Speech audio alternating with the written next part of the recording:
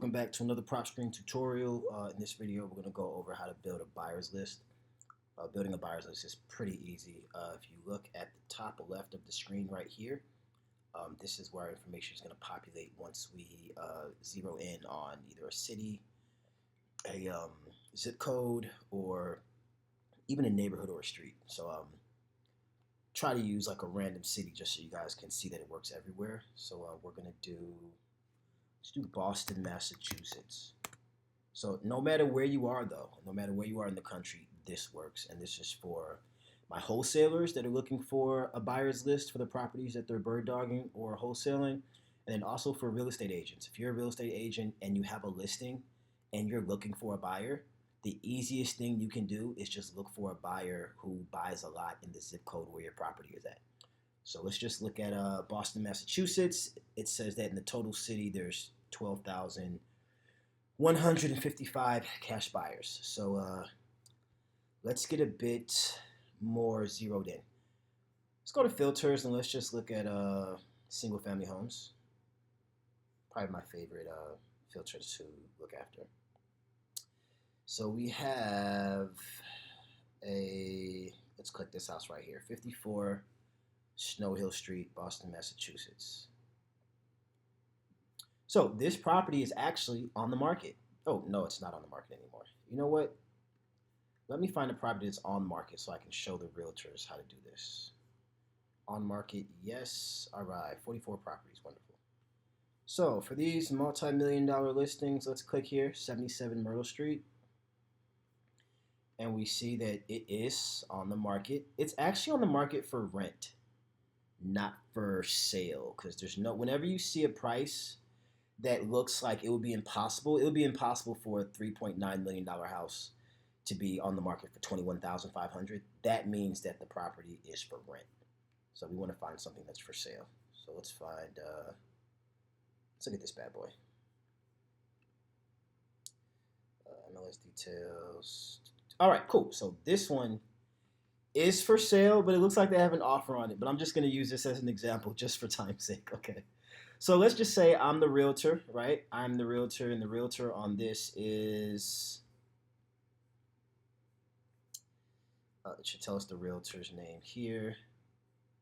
The realtor here is this person right here, the Cotman Adler team, right? So let's just say I'm a realtor with Compass on the Cotman Adler team, and I need to find a buyer for this property. What I'll do is I'll take the zip code, I'll copy that, then I'll go back here, I'll clear all my filters, and I'll enter the zip code in there. When that zip code pops up, so now I have 2,805 cash buyers that have bought property in this zip code. But I want to find someone who's a better fit for this property, maybe another investor or whatever, right? So I'll go back to this filter, and I'll go to value, and I'll say, show me buyers that have bought property that's like $3 million at least. Hold on,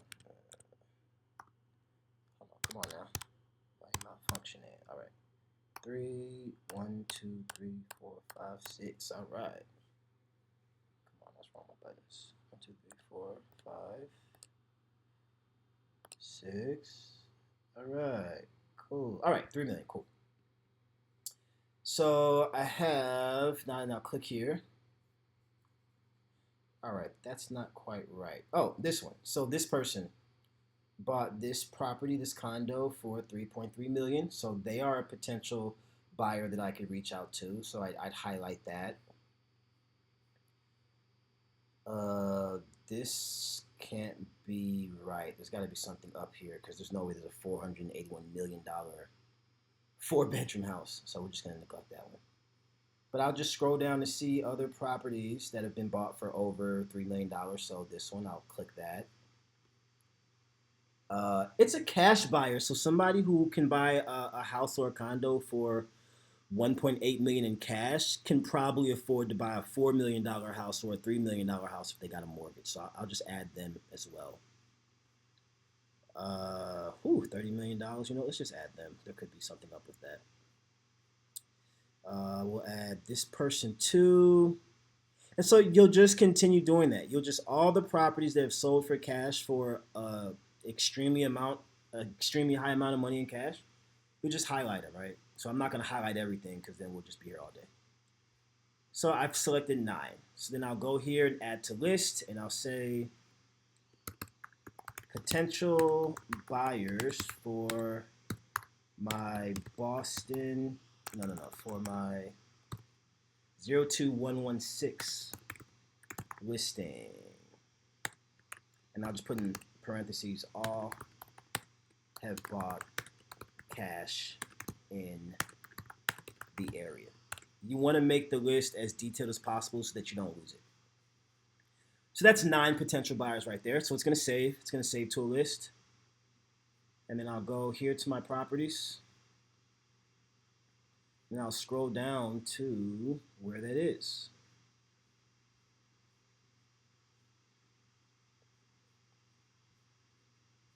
Or sometimes it's quicker. You can just put in here. And it'll pull it up. So that's quicker. So now I have my 9 potential cash buyers here. I'll just highlight that. Go to new campaign. Click skip tracing. It's going to cost me 10 cents per record. So I can get all those records. Okay, so 5 of those contacts are hidden. So 5 of those individuals that bought those properties in cash probably did it through an LLC or a trust where their phone number and information is hidden. So it just automatically omitted it so that we're not charged for blank records. But I have 4. So I have 4 potential buyers here that have shown the capacity to spend millions of dollars in cash on a single family home or a condo.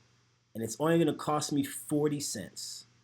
With that 40 cents, I will get their name, first and last name, their email address, their phone numbers, their landline phone number, as well as their cell phone number.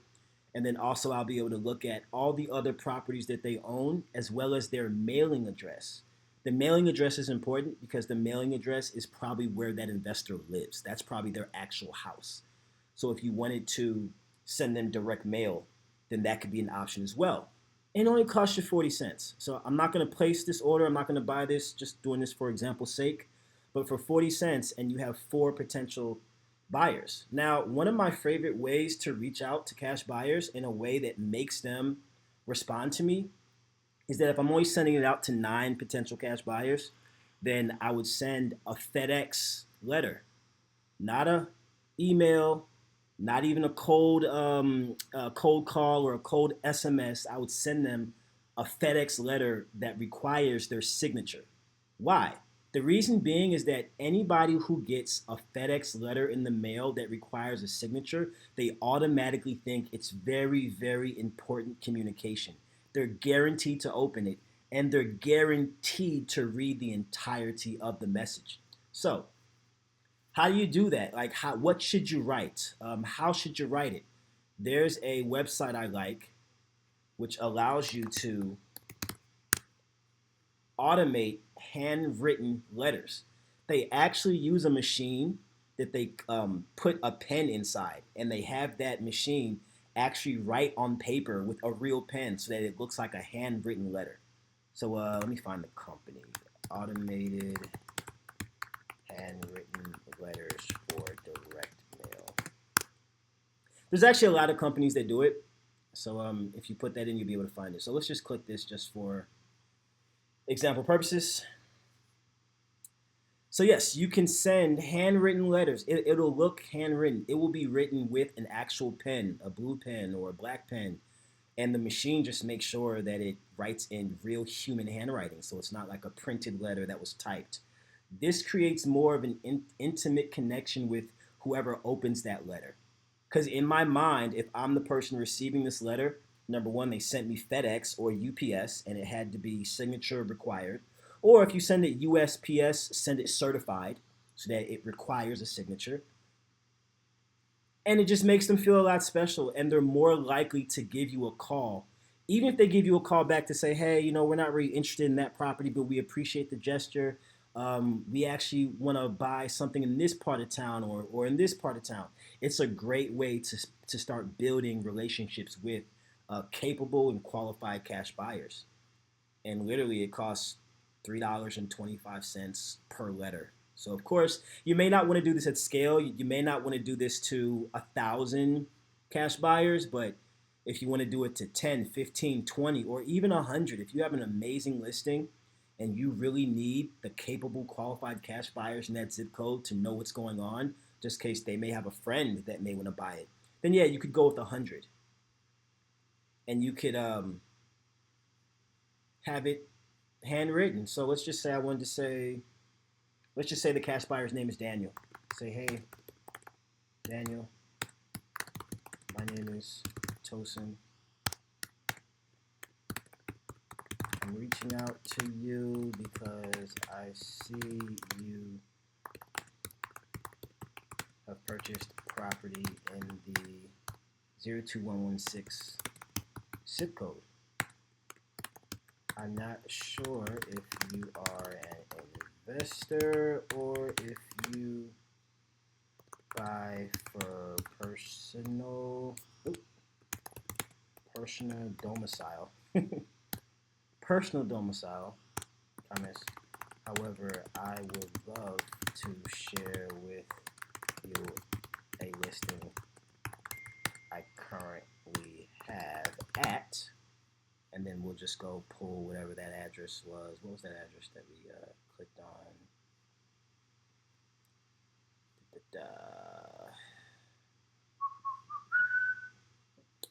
It was this one, was it? I think it was this one. So then we'll just go here, copy the address. Let me go back to our letter, paste that. And then you say, even if you aren't interested, it would be great to connect with you to see how I can assist you with any other acquisitions you may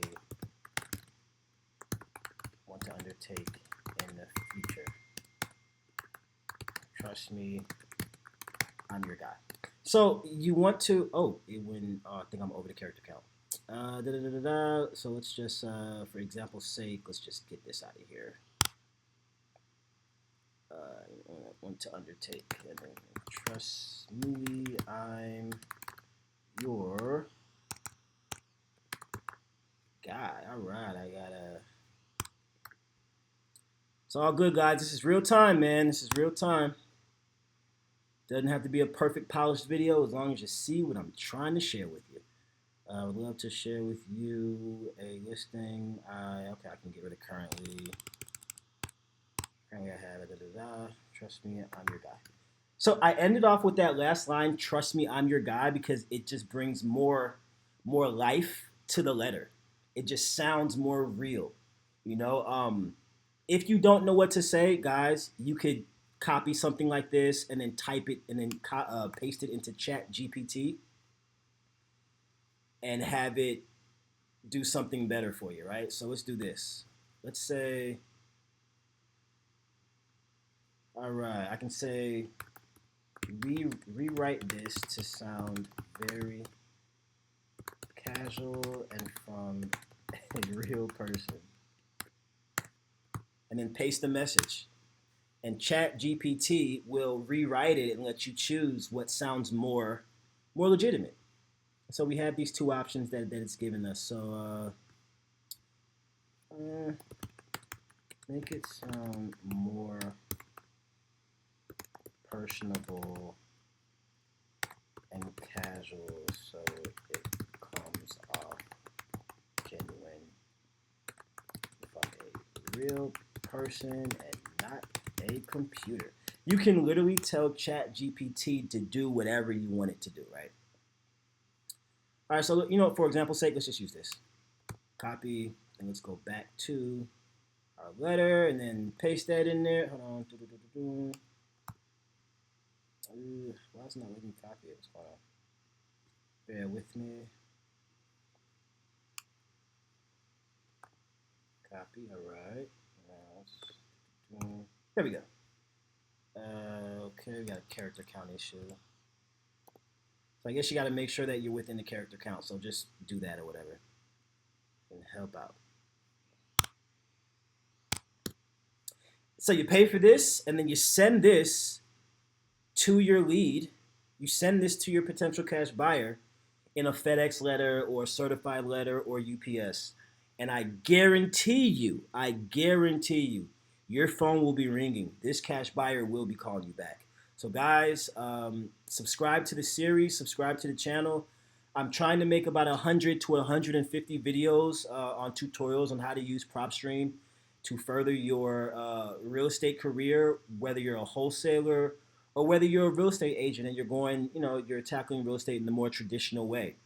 Me personally, I think that with the right structure and with using PropStream, being just a regular real estate agent, you can make hundreds of thousands of dollars, if not millions, in commissions as a real estate agent using PropStream because there's just so many ways that you can manipulate this software that you can kind of twist it and turn it to do things for you and to get into contact with cash buyers and sellers and all that stuff, man. So I really want you guys to subscribe to this channel, subscribe to this series.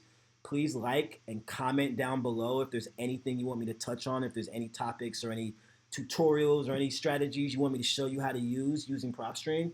And then also in the description, I have a free 7-day trial to PropStream. So please, please go ahead, take that 7-day trial. You'll be able to test this out yourself. You can have this YouTube video open in one corner, and then you can log into your PropStream account, and you can do exactly what I'm doing so that you can actually do it yourself. I try to make these videos very easy to follow, and I also try to make them as short as possible so that you don't have to sit through a 30-minute YouTube video to get a basic function. So I'll see you guys on the next video. Take care, God bless, and I wish you all the best.